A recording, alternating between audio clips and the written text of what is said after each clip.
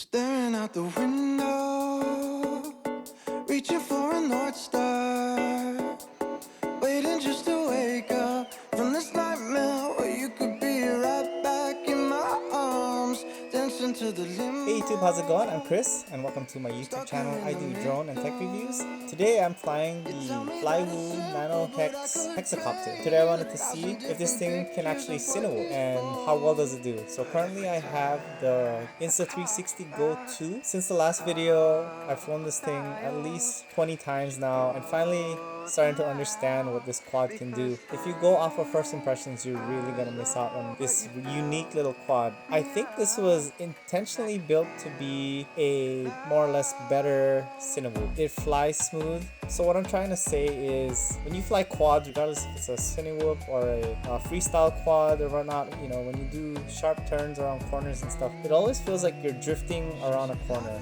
With a Hex, I noticed that it's extra controllable. It feels like it's on rails. It just doesn't feel like a quad. So that itself makes it very unique when you do Cinewhooping. These nice, slow and fast maneuvers where you're just trying to get close around subjects, trying to go through trees. I found it very controllable. Anyways, I hope you guys like this short video. Leave a comment below if you guys do have one. I'd like to know what you guys setup is. I currently have ExpressLRS on here. Until next time guys, fly safe, be safe. See you guys next time. Bye.